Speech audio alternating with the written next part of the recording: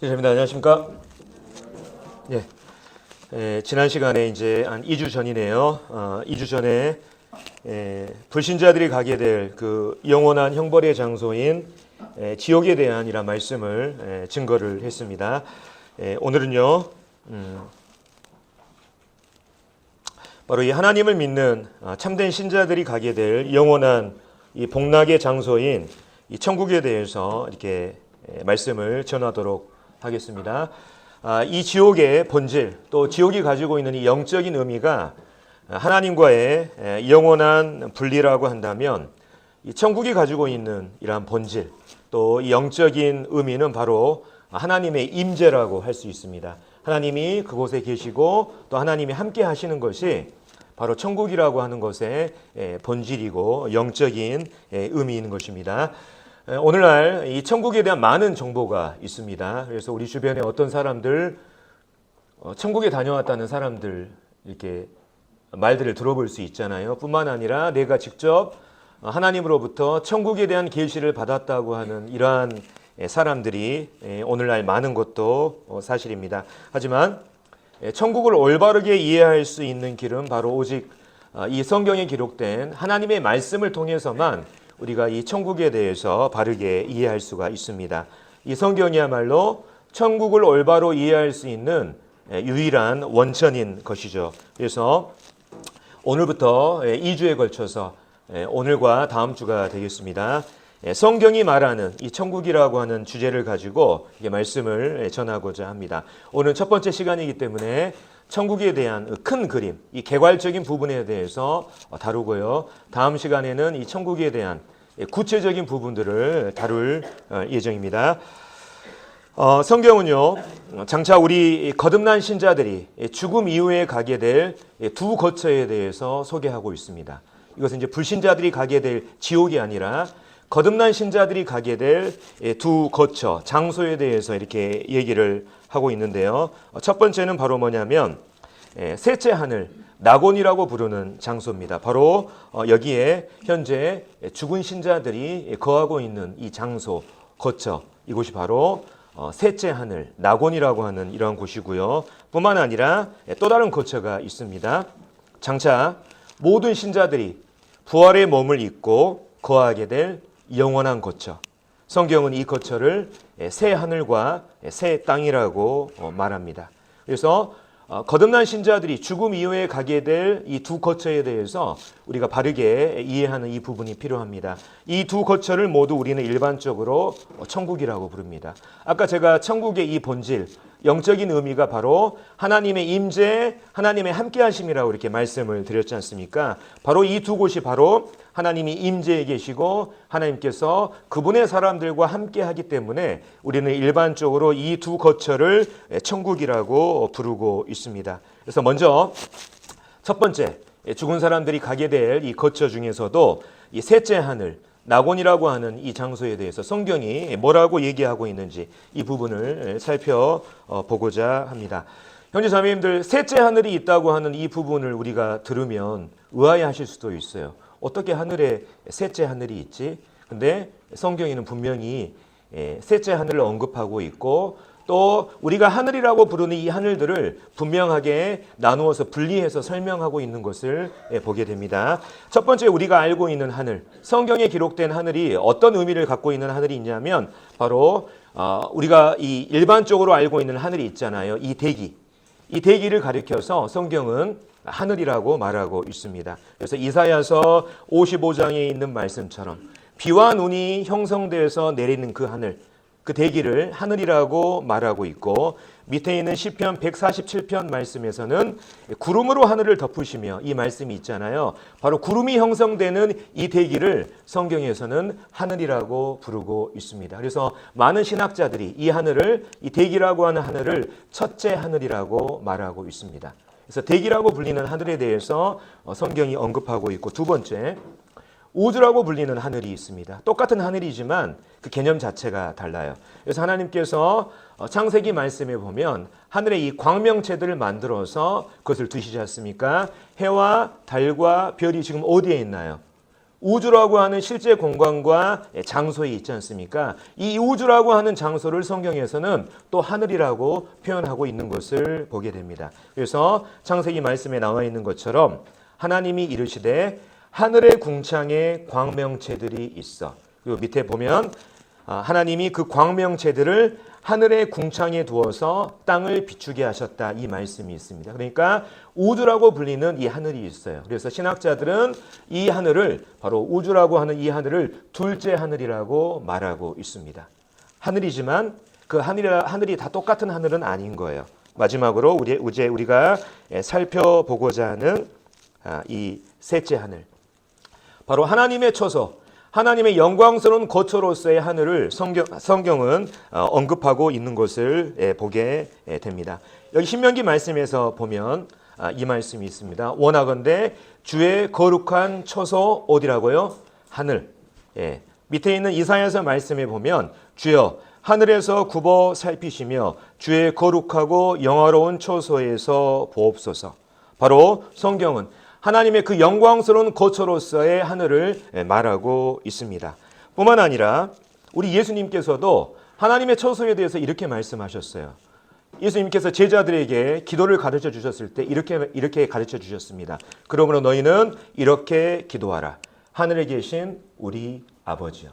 이 개념이, 이 말을 어떤 이제 사람들은 이 대기에 있는 하늘이라고 생각하는데, 예수님은 분명히 하나님이 거하시는 이 하늘에 대해서 말씀하고 있습니다. 이게 바로 셋째 하늘이라고 하는 곳이에요.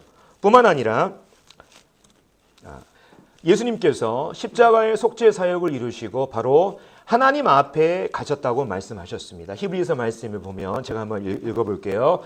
그리스도께서는 참것의 그림자인 손으로 만든 성소에 들어가지 아니하시고 바로 그 하늘에 들어가사 이제 우리를 위하여 하나님 앞에 나타나시고, 예수님께서 속죄 사역을 마무리하기 위해서 완성하시면서 하나님 앞에 나타나셨습니다. 근데 그 하나님 앞에 나타나시기 위해서 예수님이 가신 그곳이 어디입니까?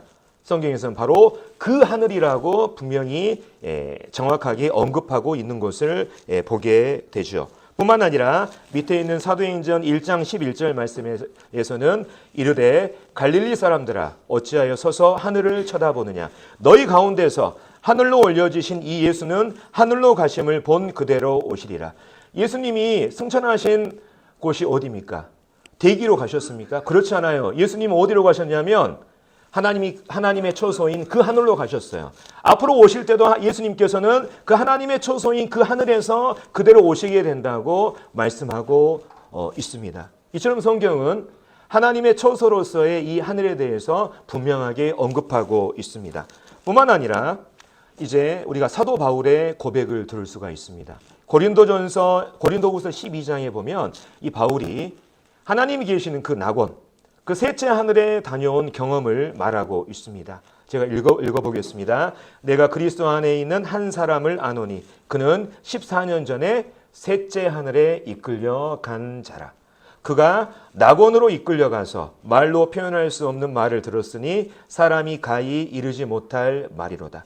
여기 보면 셋째 하늘과 낙원이 동일한 의미로 쓰였다는 것을 우리가 문맥적으로 이해할 수가 있는 것이죠. 바로 바울은 그가 셋째 하늘 낙원으로 간 경험을 바로 고린도후서 12장 말씀을 통해서 말하고 있는 것을 보게 됩니다.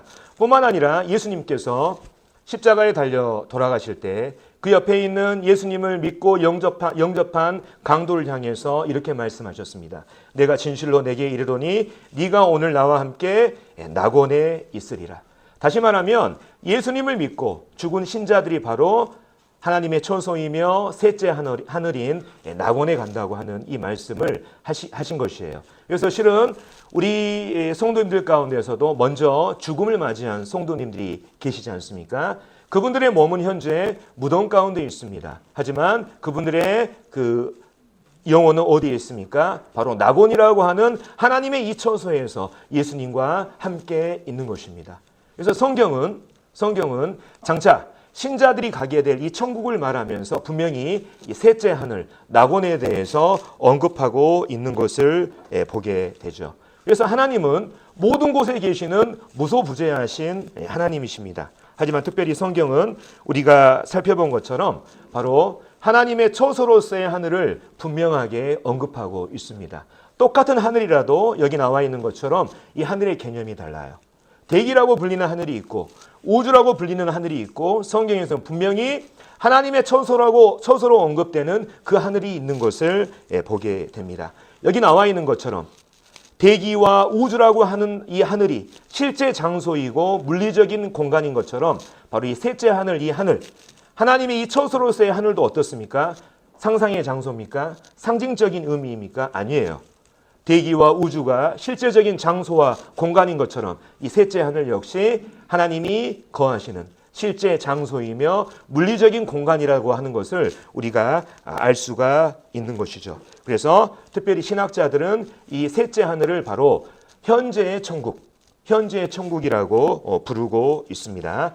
그래서 첫 번째, 죽은 신자들이 가게 되는 이 처소, 하나님이 계신 곳, 이 낙원이라고 하는 이 셋째 하늘에 대해서 살펴봤고, 이제 궁극적인 우리들이 얘기하는 이 천국에 대해서 살펴보도록 하겠습니다. 성경은요, 장차 모든 신자들이 죽음 이후에 부활해서 장차 거하게 될 영원한 처소로서의 이 최종적인 장소인 이 천국을 말하고 있는데, 그곳이 바로 여기 나와 있는 새 하늘과 새 땅이라고 하는 곳입니다. 이 부분에 대해서 좀 살펴보겠습니다. 자, 계시록 21장 1절에 보면 이제 장차 우리 신자들이 영원히 거하게 될 최종적인 궁극적인 장소로서의 천국을 말하고 있습니다. 그래서 새 하늘과 새 땅을 말씀하시면서 특별히 이 새 하늘과 새 땅의 수도가 되는 새 예루살렘에 대해서도 분명하게 사도 요한을 통해서 하나님께서 기록하게 하셨어요. 제가 한번 읽어보겠습니다. 또 내가 새 하늘과 새 땅을 보니 처음 하늘과 처음 땅이 없어졌고 바다도 다시 있지 않더라. 또 내가 보매 거룩한 성 새 예루살렘이 하늘에서 내려오니 그 준비한 것이 신부가 남편을 위하여 단장한 것 같더라. 내가 들으니 보좌에서 큰 음성이 나서 이르되 보라, 하나님의 장막이 사람들과 함께 있으며 하나님이 그들과 함께 계시리니 그들은 하나님의 백성이 되고 하나님은 친히 그들과 함께 계셔서, 이게 천국의 개념이에요. 모든 눈물을 그 눈에서 닦아주시니 다시는 사망이 없고 애통하는 것이나 곡하는 것이나 아픈 것이 다시 있지 아니하리니 처음 것들이 다 지나갔음이라.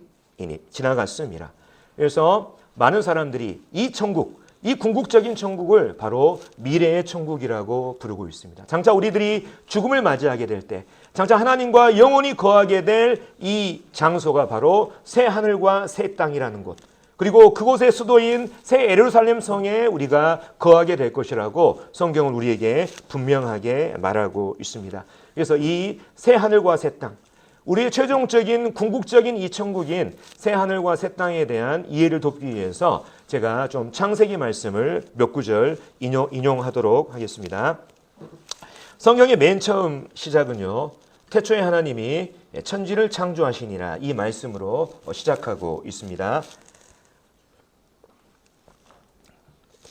그래서 하나님께서 맨 처음에 창세기 1장 1절에 하나님께서 처음 하늘과 처음 땅을 창조하신 이 기록으로 시작을 하고 있죠. 그리고 그 하나님이 창조하신 그 공간에 사람을 창조하십니다. 사람을 창조하신 그 목적은 뭐냐면 하나님이 창조하신 그 세계를 다스리기 위한 목적으로 하나님께서 사람을 창조하셨습니다. 여기 말씀에 보면 하나님이 이르시되 우리의 형상을 따라 우리의 모양대로 우리가 사람을 만들고 그들로 바다의 물고기와 하늘의 새와 가축과 온 땅과 땅에 기는 모든 것을 다스리게 하자 하시고, 사람을 창조하신 목적이 바로 여기에 있는 거예요.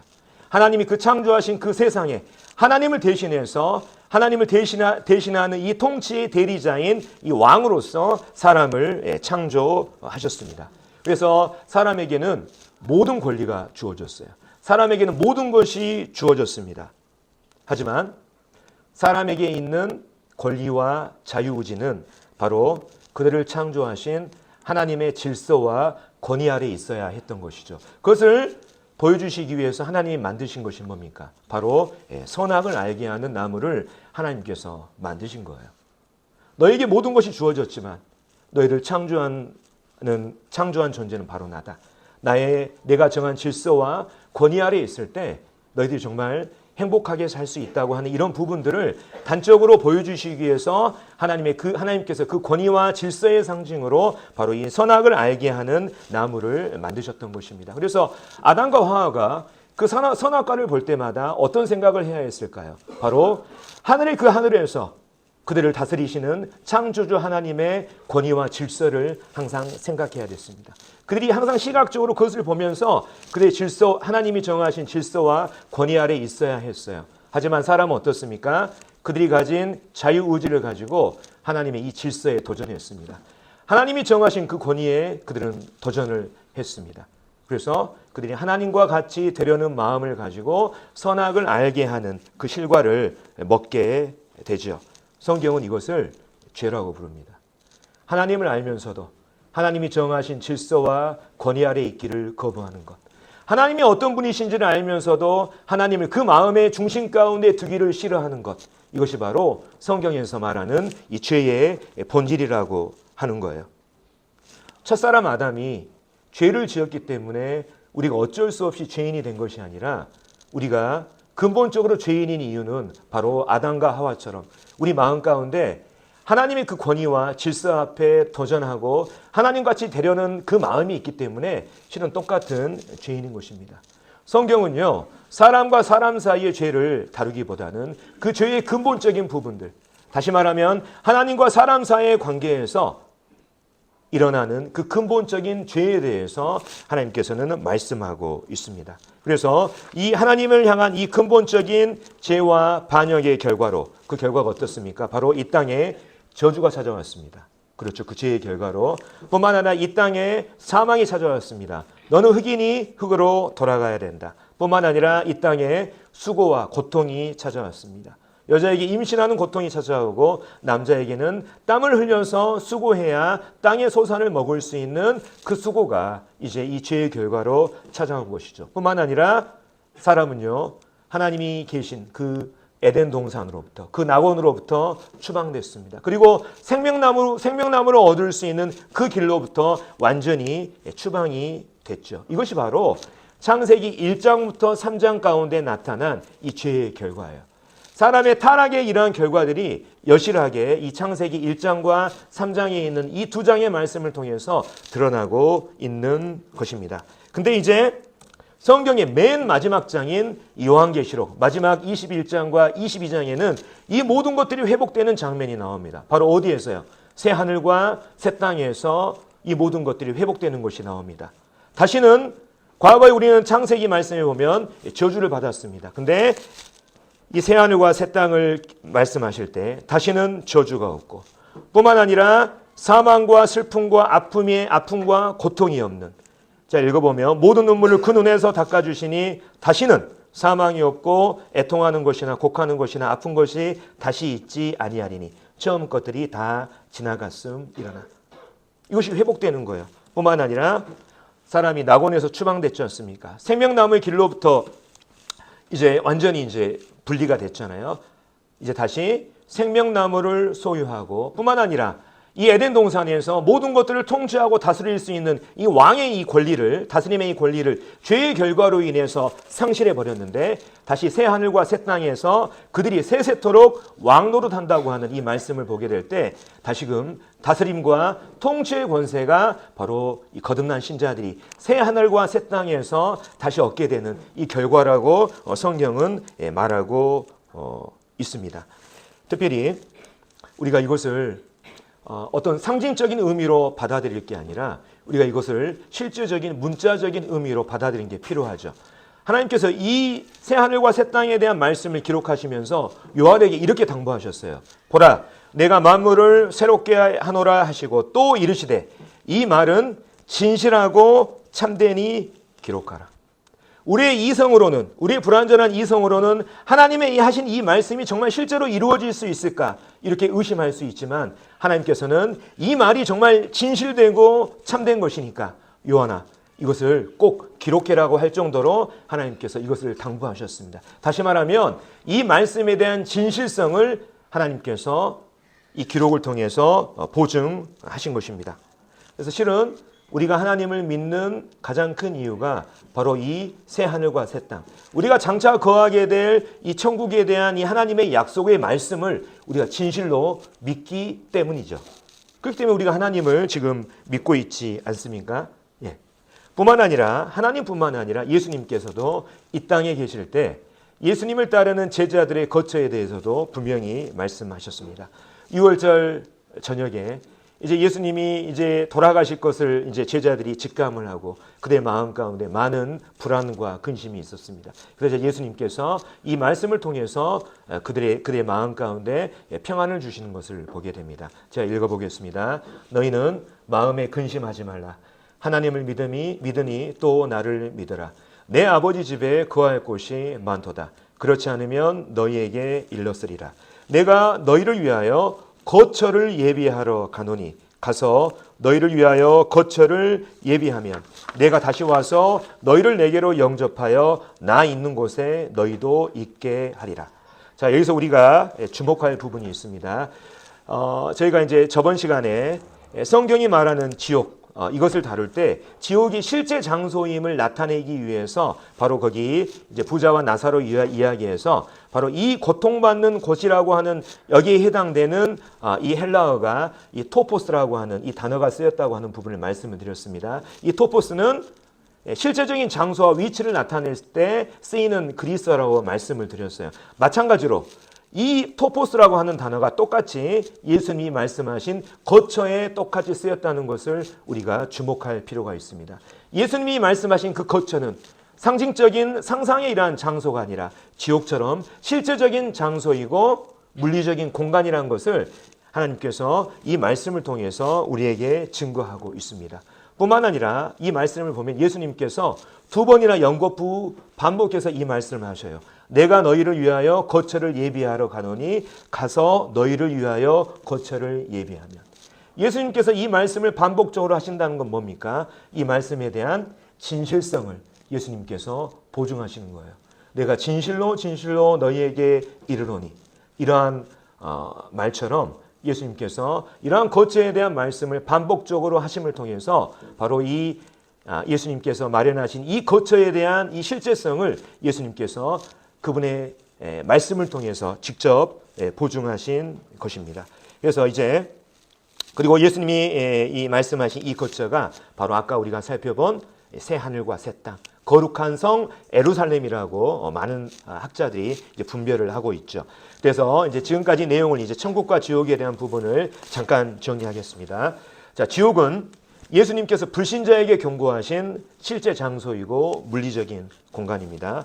마찬가지로 천국 역시 예수님께서 신자들에게 약속하신 실제 장소이고 물리적 공간입니다. 자, 불신자들이 지금 어디에 있습니까? 죽어서 어디에 갑니까? 지옥에 있습니다. 그리고 나중에 백보자 심판 이후에 부활해서 그들이 최종적으로 가는 장소가 어디입니까? 바로 불못에 가는 것입니다. 사망과 음부도 바로 그 불못에 간다고 성경은 분명히 기록하고 있어요. 마찬가지로 현재 우리 거듭난 신자들이 죽을 때 어디에 있습니까? 하나님이 거하신 예수님이 계신 낙원에 있어요. 근데 이분들의 최종적인 거처는 어디입니까? 바로 하나님이 계시록 21장과 22장에 약속하신 새 하늘과 새 땅에 있는 거예요. 똑같은 지옥과 천국이라도 성경은 이렇게 분명하게 분리해서 다루는 것을 보게 됩니다. 우리가 일반적으로 지옥, 천국이라고 하지만 성경은 이 부분에 대해서 명확하게 구별하고 있다고 하는 이 부분들을 우리 성도님들께서 잘 아시면 좋겠습니다. 자, 그렇다면 우리가 이제 장차 우리가 거듭난 신자들에게 바로 이 천국이 약속되어 있습니다. 여기 말씀에 나오는 것처럼 다시는 저주가 없고 사망이 없고 슬픔과 아픔과 고통이 없고 우리가 영원토록 왕노릇하는 그 시대가 우리에게 예비되어 있고 우리가 영원히 이것을 누린다는 것을 생각할 때 우리 마음 가운데 얼마나 큰 기쁨과 또 벅찬 이러한 즐거움이 있습니까? 그렇죠. 우리 모두에게 이것이 정말 예비되어 있는 거예요. 그러니까 이것만 생각해도 정말 우리는 너무나 감사하고 마음이 벅찹니다. 근데요, 이거보다 더 좋은 게 천국에 있습니다. 많은 사람들이 천국을 생각할 때 아까 말한 그것을 생각합니다. 하지만 우리가 성경을 전체적으로 보게 될 때 천국에 대한 바른 관점을 가지게 될 때 이것보다 더 좋은 것이 천국에 있어요. 그것은 우리가 그날에 온 우주의 창조자가 되시고 또 지존자 되시는 그 하나님을 우리가 실제로 목격할 수 있다는 거예요. 그 하나님을 우리가 실제로 뵐 수 있다고 하는 것입니다. 다시 말해서 하나님의 그 영광, 하나님이 가지고 계신 그 빛나는 광채, 그분의 위엄과 영광을 우리가 실제로 목격하고 경험할 수 있다는 것이 바로 천국의 가장 큰 매력이고 하나님께서 우리에게 주시는 가장 큰 보상인 것입니다. 여기 말씀에 나와 있는 것처럼 기약이 이르면 하나님이 그의 나타나심을 우리에게 보이신다고 말씀하셨습니다. 성경이 하나님에 대해서 증거하시기를 하나님은 복되시고 유일하신 주권자이시며 만왕의 왕이시며 만주의 주시고 오직 그에게만 죽지 아니함이 있고 가까이 가지 못할 빛에 거하시고 어떤 사람도 지금까지 보지 못했고 볼 수도 없는 분이니 그에게 존귀와 영원한 권능을 돌릴지어다. 이렇게 성경은 하나님에 대해서 이렇게 소개하고 있어요. 실은 우리가 알고 있는 하나님은 그 하나님의 지극히 정말 작은 어떤 그 부분에 불과할지도 모릅니다. 성경은요, 하나님의 영광에 대해서 이렇게 말하고 있습니다. 그리고 뿐만 아니라 우리가 장차 하나님께서 그 나타나심을 우리에게 보여줄 때 우리가 어떻게 되느냐. 요한일서 3장 2절에 이 말씀을 읽어보면 사랑하는 자들아 우리가 지금은 하나님의 자녀라. 장래에 어떻게 될지는 아직 나타나지 아니하였으나 그가 나타나시면 우리가 그와 같을 줄 아는 것은 우리가 그분과 같이 된다는 거예요. 그의 참 모습 그대로 볼 것이기 때문이니. 장차 우리가 천국에서 하나님을 직접 목격하는 그날이 우리에게 있게 된다고 성경은 분명하게 말하고 있습니다. 천국의 가장 큰 보상, 천국의 가장 좋은 것이 바로 이 영광의 하나님을 우리가 직접 볼 수 있고 그 영광 앞에 선다고 하는 것입니다. 우리가 이제 지금 여름이 돼서 한 낮 2시만 되면 태양에 이렇게 햇빛이 쨍쨍 쬐지 않습니까?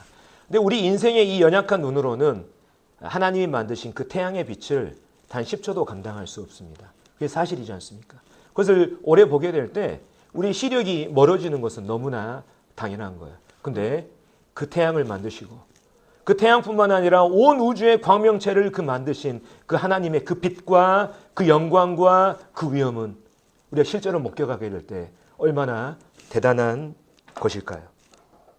이게 실은 우리가 천국에 가서 누리게 될 가장 큰 기쁨과 즐거움인 것입니다. 그래서 우리 천국의 가장 큰 보상, 천국이 주는 가장 큰 매력은 바로 우리가 하나님의 그 영광 앞에 바로 설 수 있다고 하는 이것입니다. 특별히 이제 많은 사람들이 천국에 대해서 이렇게 생각합니다. 이게 이제 틀린 것은 아니지만 천국을 나를 위한 관점을 가지고 천국을 생각합니다.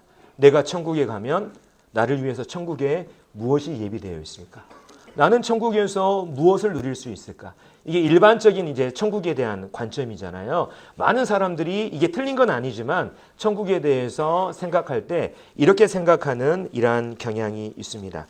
하지만 우리가 천국에 대해서 바른 관점을 가져야 할 필요가 있습니다. 나를 위한 천국이 아니라 이 천국을 하나님의 영광이라고 하는 이 주제를 가지고 천국을 이해하게 될 때 비로소 성경적이고 안정감 있는 천국에 대한 이해가 되는 것이에요. 천국은 우리가 분명히 행복과 즐거움과 기쁨을 누리는 이러한 곳이긴 하지만 그 천국의 주제는 바로 하나님의 영광입니다. 그분의 빛나는 광채. 우리가 그분 앞에 바로 서서 그분과 함께 교제한다고 하는 것이 성경의 이 천국에 관한 이러한 중심이고 주제인 것을 보게 됩니다. 특별히 이제 제가 아까 이 천국의 이 본질, 이 개념에 대해서 이제 말씀을 드렸지 않습니까? 그래서 천국이 이제 지옥이 하나님과의 영원한 분리라고 한다면 천국은 하나님의 임재, 하나님이 계심, 하나님의 함께하심이라는 이 부분을 말씀을 드렸습니다. 그래서 하나님이 거기에 임재하시고 하나님이 계시기 때문에 바로 이 천국을 하나님의 거처 또는 또 우리가 이 거처를 다른 말로 이렇게 집이라고 하잖아요. 이 집이라고 하는 이런 표현을 성경에서 하게 되는데 우리가 특별히 이제 이 집이라고 하는 장소에 대해서 우리가 생각해 볼 필요가 있어요. 집. 예. 이 집이라고 하는 장소는 저는 여기 이제 제 사진이 아니에요. 예. 이제 저도 이제 집에서 이렇게 편하게 있긴 하지만 제 사진은 아닙니다. 집이라고 하는 이 장소, 이 공간은요, 어떤 사람의 실체를 가장 정확하게 드러내는 장소가 바로 집이라는 장소고 집이라고 하는 공간입니다.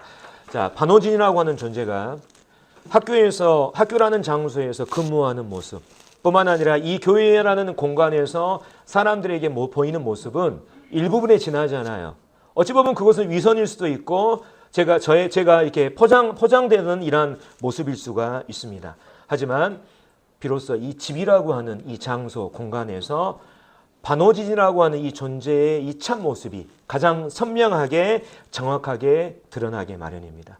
집이라는 이 장소에서 제가 내면적으로 얼마나 게으른 사람인지, 식탐이 많은 사람인지, 또 외면적으로는 얼마나 씻기를 싫어하는 더러운 사람인지, 그 다음에 얼마나 뱃살이 많은지, 이 뱃살 제가 이거 감추고 다니거든요. 힘주고 다니고 안 보이려고. 근데 집이라는 장소에서 실은 저라고 하는 존재의 실체가 명확하게 드러나요. 그래서 저와 함께 집에 거하는 저희 식구들은 저의 참 모습에 대해 다 알고 있어요. 예, 일부러 말을 이제 창피하니까 말을 안 해서 일 뿐이지 저희 그 참 모습에 대해서 정확히 알고 있다고. 다시 말하면 집이라고 하는 공간, 장소는 그 사람의 실체를 가장 정확하게 보여주는 장소가 바로 집이라고 하는 장소입니다. 마찬가지로 천국이라고 하는 이 하나님의 거처, 그 하나님의 집은요, 하나님이라고 하는 이 절대적인 이 존재를 가장 분명하게 드러내는 그분의 영광을 가장 탁월하게 증거하는 이 장소, 공간이 바로 천국이라고 하는 곳이에요. 우리가 바로 이 천국에서 하나님을 만나게 될 것입니다. 특별히 성경에는요, 이 하나님의 영광을 환상 중에 목격한 사람들의 이야기가 나옵니다. 하나님의 영광을 환상 중에 목격한 사람들의 이야기가 나와요. 근데 이 사람들의 증언에 공통점이 있어요. 그들이 환상을 통해서 하나님의 그 영광 앞에 섰을 때, 환상을 통해서라도 하나님 영광 앞에 섰을 때 바로 감당할 수 없는 그 하나님의 그 위대함과 그분이 가지고 있는 그 빛나는 광채를 묘사하고 있습니다. 공통적으로. 하나님의 그 영광에 마주쳤을 때 그들은 감당할 수 없는 이런 것들을 표현했어요. 뿐만 아니라 환상임에도 불구하고 하나님의 영광을 목격하는 즉시 바로 그 영광에 압도되어서 인간으로서의 이 무가치함과 수치를 그들이 경험하고 바로 하나님 앞에서 그 영광에 압도돼서 엎드리는 이러한 장면을 우리가 성경의 이 기록을 통해서 볼 수가 있습니다. 이 부분을 한번 살펴보겠습니다. 하나님의 영광이 얼마나 대단한 것인지. 자, 먼저 이사야서 말씀에 보면요, 이사야가 이렇게 고백했습니다. 하나님의 그 영광을 환상 가운데 바라봤을 때 그가 이렇게 고백했어요. 그때에 내가 말하되 화로다 나여 망하게 되었도다. 나는 입술이 부정한 사람이요 나는 입술이 부정한 백성 중에 거주하면서 만군의 여호와이신 왕을 배웠음이로다. 하나님의 영광 앞에 서게 됐을 때 그는 극도로 두려워했습니다. 그 영광을 보면서 나 이제 망하게 됐다. 이것을 그가 고백하고 있잖아요. 뿐만 아니라 에스겔 선지자는 이렇게 얘기했습니다. 하나님의 음성을 듣게 됐을 때 그는 바로 엎드려졌습니다. 자, 읽겠습니다. 그 사방 광채의 모양은 비 오는 날 구름에 있는 무지개 같으니 이는 여호와의 영광의 형상의 모양이라. 내가 보고 엎드려. 하나님 앞에 마주설 수가 없기 때문에 그는 땅에 엎드려서 하나님 앞에 부복했던 것을 보게 됩니다. 뿐만 아니라 다니엘서에 보면 다니엘이 예수님의 그 영광을 그 환상 중에 목격하는 것을 보게 됩니다. 그래서 그 부분도 읽어보겠습니다. 인자와 같은 이가 있어 내 입술을 만진지라. 내가 곧 입을 열어 내 앞에 서 있는 자에게 말하여 이르되 내 주여 이 환상으로 말미암아 근심이 내게 더함으로 내가 힘이 없어졌나이다. 내 몸에 힘이 없어졌고 호흡이 남지 아니하였사오니 내 주의 종이 어찌 능히 내 주와 더불어 말씀할 수 있으리이까. 주님의 환상을 봤을 때 그에게 근심이 있었습니다. 두려움이 있었습니다. 내 몸에 힘이 없어졌고 내 호흡이 남지 않을 정도로 내가 죽은 사람처럼 됐습니다. 주님의 영광 앞에 사람이 이렇게 되는 거예요. 뿐만 아니라 요한계시록에 보면 사도 요한이 예수님의 모습을 환상 중에 봤을 때 또 이렇게 고백합니다. 내가 볼 때 그의 발 앞에 엎드려져 죽은 자 같이 됐다. 주님의 영광, 하나님의 영광이 바로 이런 거예요. 사람이 도저히 감당할 수 없는, 사람을 압도하는 그 영광이, 그 하나님의 이 광채가 바로 천국에 있고 우린 장차 이 하나님의 모습을 천국에서 실제로 보게 될 것입니다. 뿐만 아니라 이제 하나님의 이 영광을 직접 목격한 사람이 있어요. 성경에는. 그 사람이 바로 모세입니다. 근데 하나님의 영광을 직접 목격했는데 하나님을 정면으로 목격하는 것이 아니라 하나님이 그를 도와주셨어요. 자, 이 부분을 한번 살펴보겠습니다. 출애굽기 말씀인데요. 모세는 죽음을 무릅쓰고라서도 하나님의 영광을 보기를 원했습니다. 모세가 이르되 원하건대 주의 영광을 내게 보이소서. 하나님, 정말 제가 하나님의 영광을 보고 싶습니다. 이런 간절함이 있었어요. 그래서 하나님께서 이렇게 말씀하셨습니다. 네가 내 얼굴을 보지 못하리니 나를 보고 살 자가 없음이니라. 그래서 하나님께서 그를 도와주셨죠. 여호와께서 이르시기를 보라 내 곁에 한 장소가 있으니 너는 그 반석 위에 서라. 내 영광이 지나갈 때 내가 너를 반석 틈에 두고 내가 지나도록 내 손으로 너를 덮었다가 손을 거두리니 네가 내 등을 볼 것이요 얼굴은 보지 못하니라. 사람이 하나님의 영광을 사람이 직접 목격하게 될 때 사람이 이렇게 살아 있을 수가 없기 때문에 또 모세가 그 하나님의 영광을 보기를 너무나 간절히 소망했기 때문에 하나님께서 그를 도와주셨어요. 그를 반석 틈에 숨기셨습니다. 그리고 하나님의 그 보호의 손길로 그를 덮으셨다가 하나님이 지나가실 때 모세로 하여금 그의 등을 하나님의 이 등을 볼 수 있도록 하나님이 허락하셨어요. 그 결과 어떻습니까? 그 하나님의 영광을 보고 왔을 때 그 결과 출애굽기 34장에 이 말씀이 있습니다. 아론과 온 이스라엘 자손이 모세를 볼 때 모세의 얼굴 피부에 광채가 남을 보고 그에게 가까이 하기를 두려워하더니. 하나님의 등을 보고 하나님을 그가 만났을 때 그의 얼굴에 하나님의 그 영광에 관한 작은 흔적이 그에게 남아났습니다. 근데 모세가 그 하나님의 영광을 바라보고 사람들에게 왔을 때 그 얼굴에 있는 작은 영광의 흔적을 사람들이 봤을 때 어땠습니까? 사람들이 그걸 두려워했어요. 사람들이 그걸 너무나 두려워했기 때문에 모세는 한동안 수건으로 그 영광을 가려야 됐습니다. 하나님의 영광이 이런 거예요. 하나님의 영광이 이 작은 흔적에도 사람들이 그토록 두려워했다면 하나님이 가지고 계신 그 실제 하나님의 그 영광과 그 빛나는 광채와 위엄은 얼마나 대단한 것이겠습니까? 하나님이 이런 분이신 거예요. 이러한 하나님을 우리가 믿고 장차 우리가 예수님의 그 십자가의 은혜로 말미암아 천국에서 하나님 직접 뵙고 그분의 영광 앞에 서서 그분과 함께 영원토록 교제하는 이 복락이, 이 기쁨의 소망이 바로 우리들에게 있는 것입니다.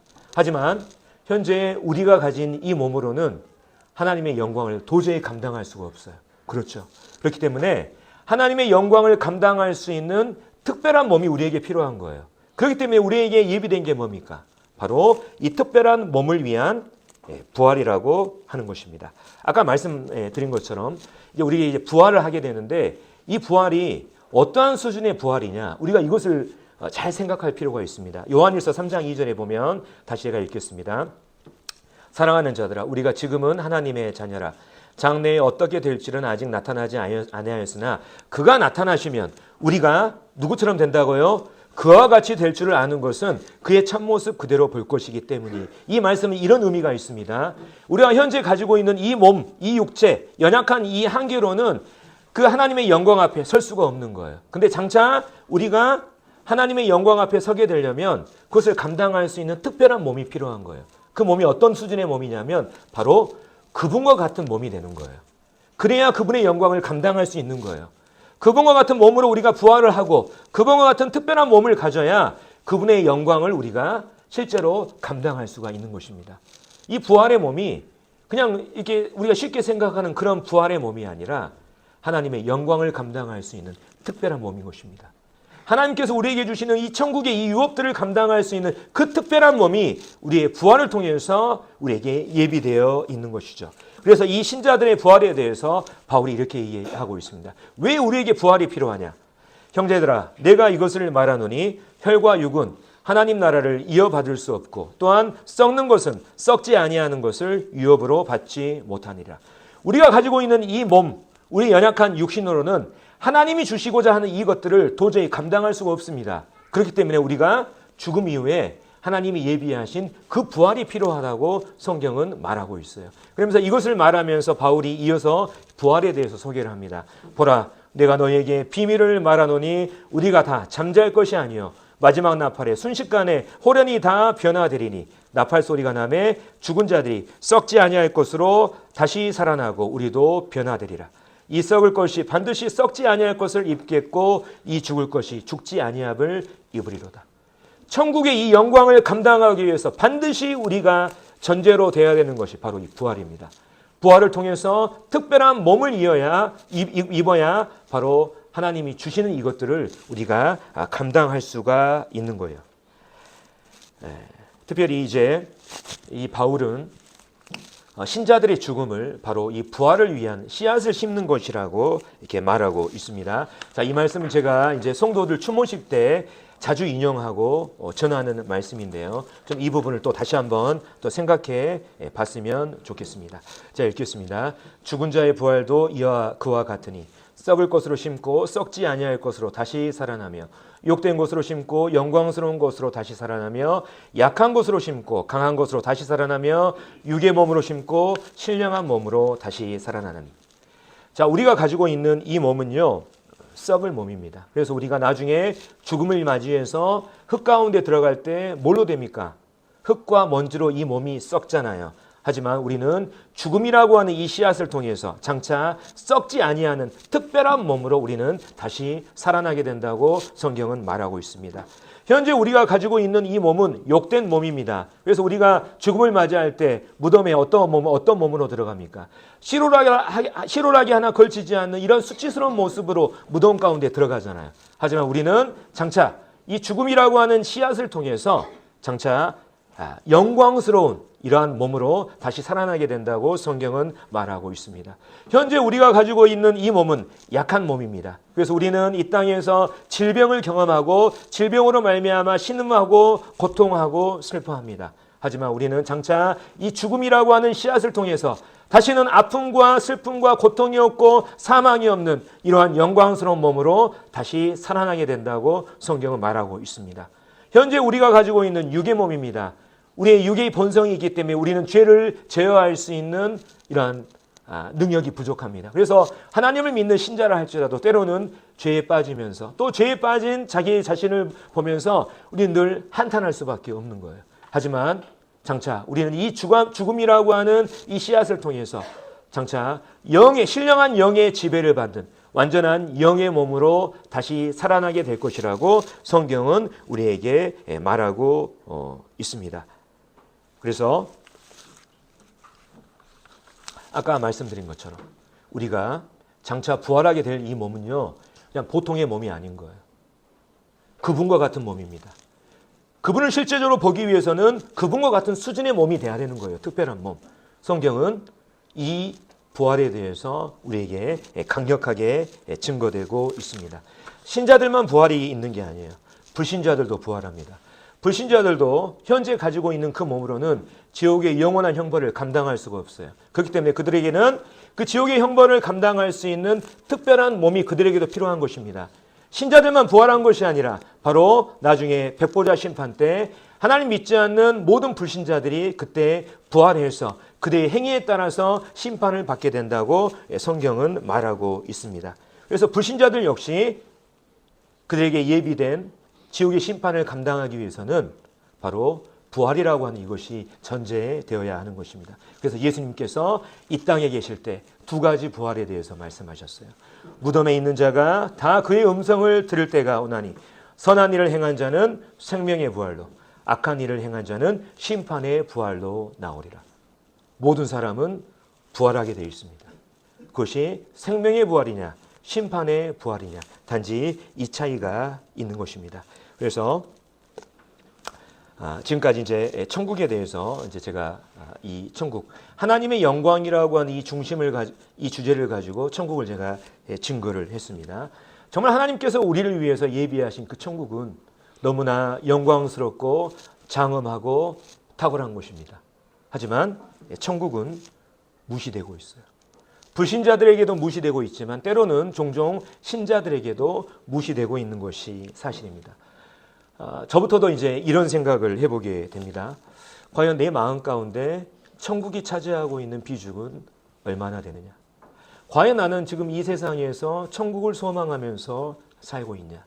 또 과연 이 천국이라고 하는 이 복된 소망이 과연 내 삶 가운데 얼마나 많은 영향을 미치고 내 삶을 변화시키고 있는지 이 부분에 대해서 저 개인적으로 좀 진지하게 생각해 본 적이 있습니다. 일단 저에게 이러한 영광스러운 천국이 예비되어 있음에도 불구하고 실은 제가 이 천국을 무시하면서 또 잊으면서 망각하면서 살 때가 있다는 이러한 사실을 제가 생각해 봤습니다. 어쩌면 우리는 이 천국을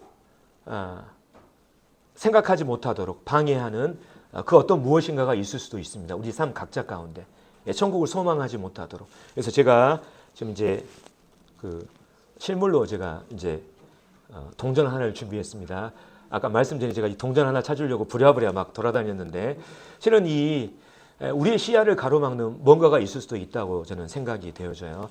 여기 있는 이 작은 동전이 하나 있습니다. 그다음에 밖에 떠오르는 태양이 하나 있습니다. 이 동전과 하늘의 태양은 비교 불가한 것이죠. 그렇죠? 그 영광과 광채와 탁월함 이 자체가 아예 다른 거예요. 근데 내 눈앞에 이 동전을 가져다 대면 어떻습니까? 시야가 가려지는 거예요. 이 동전과 태양은 비교 불가한 것이지만 이 작은 동전이 내 눈앞을 가로막고 있었을 때 태양을 보지 못하는 것입니다. 그 영광스러운 태양의 장엄함과 그 빛나는 광채와 영광을 이 동전 작은 하나가 가리고 있는 거예요.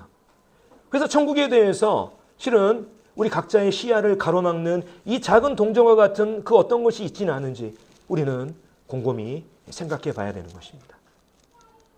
내 삶 가운데 이러한 작은 동전이 있지 않은지. 그래서 동전이 있다면 이 동전을 벗어버리고 우리는 천국의 그 장엄함과 영광을 생각하면서 우리가 천국을 바랄 필요가 있습니다. 성경은 우리에게 이렇게 얘기합니다. 우리가 살고 있는 이 땅은 언젠가 불타 없어질 땅이다.